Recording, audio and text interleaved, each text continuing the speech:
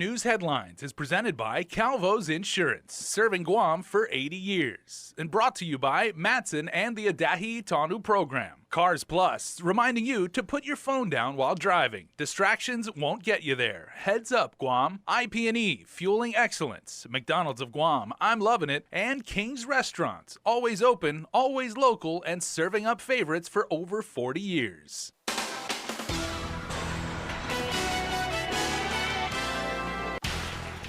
Right now on Primetime, Adriana Cotero has the very latest on the riot at the home of the Islanders. Plus, former police officer Mark Torrey Jr.'s release conditions are modified after a judge grants a request. And for the first time in 75 years, Guam has recorded its first locally acquired case of dengue fever. Havaday, friends, and good evening. I'm Jason Salas, and these are tonight's top headlines. And we start with news that an official report has not been completed as of yet, but there are new findings in the ongoing investigation of that lunchtime riot that occurred at the home of the Islanders up at JFK High School in Upper Tumon on Thursday. Our Adriana Cotero has our lead report.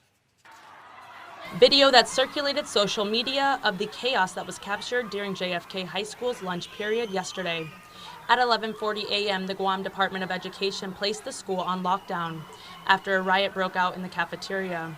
GDOE Superintendent John Fernandez says the video is being used as evidence in their ongoing investigation. There's some indication that alcohol may have been involved. I think we were talking this morning, about probably around 15 to 20 students that have been identified as being involved. Directly after the incident, 2 students were brought into custody, according to Guam Police Department spokesperson Sergeant Paul Tapau. Both students remain in custody today, and he tells KUAM that there could be more potential arrests to follow. Depending on age, whether a child is going to be taken into custody and confined in the Department of Youth Affairs, or where any of the perpetrators are as legal adults with the age of 18 and over, they can be confined in the Department of Corrections. So, we ask the parents, if your child was involved, take the proactive approach, walk on into the principal's office, provide us the information, and we can work from there. According to Fernandez, disciplinary action is underway and it begins at the school level. Fernandez said for severe consequences such as extended suspensions or expulsions, then a discipline committee that includes the central office will be formed to ultimately decide. I've told them if they recommend expulsion and the committee approves it, I will support the principal's recommendation and make sure that we keep our campuses safe. And in regards to safety, the Guam Federation of Teachers has drawn concerns, questioning a lack of adult supervision. Fernandez said that several adults were there trying to restrain the students involved. A number of our staff were actually put in harm's way, so I don't know that they meant to indicate that no adults were present, because there were adults present, and in fact, I'm really concerned about the safety of our employees. However, the lack of school aides is a concern GDOE shares. Unfortunately, as we go through these harder budgetary times, we're unable to provide all the necessary supports that we need, and that contributes to some of the safety issues that we're seeing at the high school level. GFT is scheduled to meet with the superintendent on Monday to further discuss school safety concerns. Reporting for Guam's News Network, I'm Adriana Cotero. In court matters, with no objections from the AG's office, Judge Michael Berdallo granted modified release conditions for Mark Torrey Jr.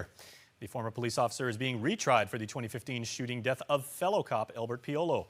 We reported that 2 years ago, he was found guilty of negligent homicide and aggravated assault, but 2 months ago, the Supreme Court vacated those convictions. According to the decision and order, Torrey Jr. will remain on house arrest, but will no longer have to have a third-party custodian at home, only when he leaves the house. Judge Berdallo also vacated the $165,000 bail from the initial case, instead setting bail at a $10,000 unsecured bond. Torrey is still ordered to stay away from his father, who is a lieutenant with the Guam Police Department, as well as all potential witnesses. Now, although Torrey is still charged with 2 severe violent crimes, the judge did write in his decision that he faced much more serious crimes when the court first determined his conditions of release. Trial has been set for October 24th. Also tonight, serious news as the Guam Department of Public Health is on full-on attack mode, with 1 case of locally contracted dengue fever being 1 case too many. Our Julia Santos reports. What we're trying to do is stop this. We don't want to see any more dengue cases. Territorial epidemiologist Dr. Ann Pobutsky is on Public Health's team's attack squad. The agency is not sure how someone who has no history of traveling off-island could have contracted dengue fever, but if there's one case, it could mean there's probably other cases out there. And to stop the dengue from spreading, Public Health Director Linda DeNorcy's activated their arboreal disease response plan. It includes our whole team of public health individuals, such as our epidemiologists and our specialists, and also the environmental health laboratory, to join and do all the forces for vector control.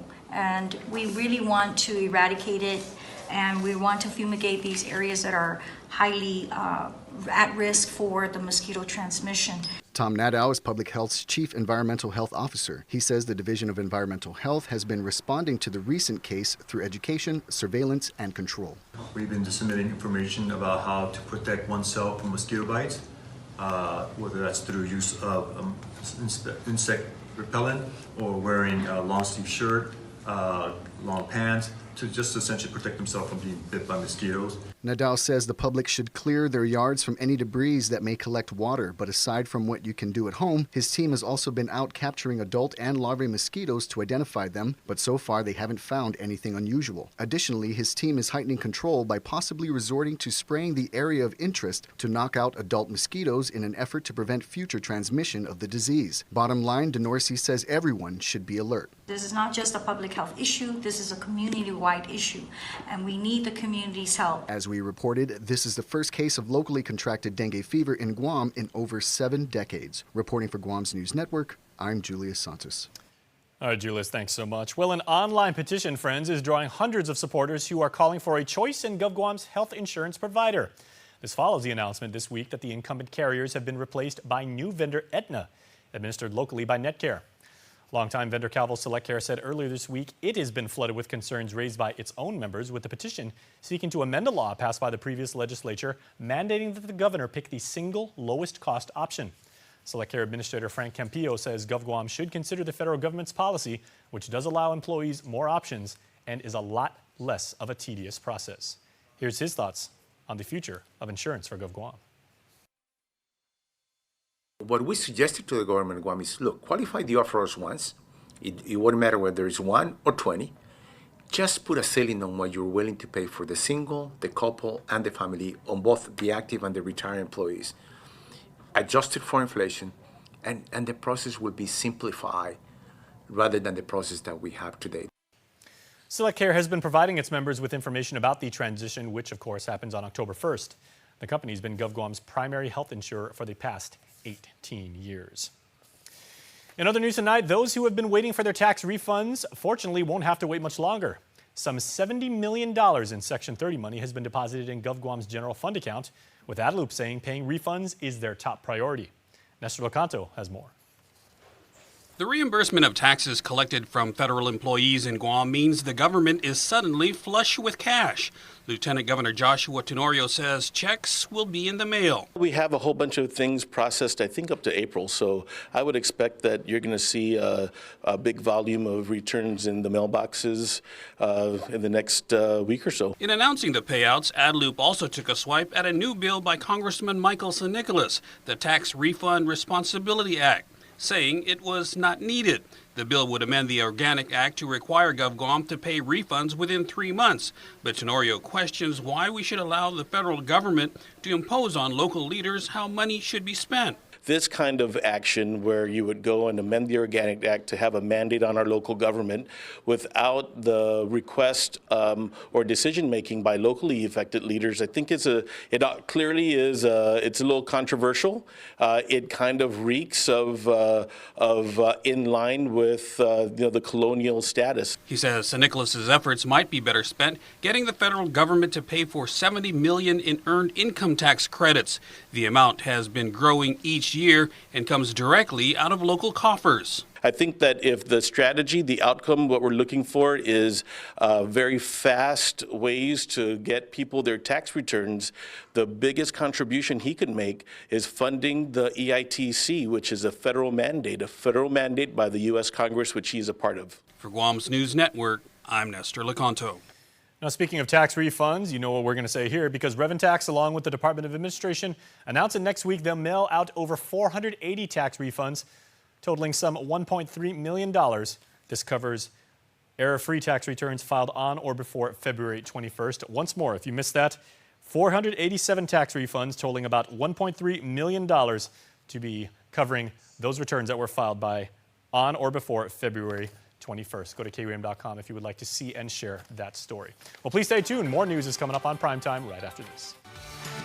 Get up-to-the-minute news, plus access to alerts, streaming radio, promotions, and more on your mobile device by downloading the KUAM News mobile app, available at the App Store now.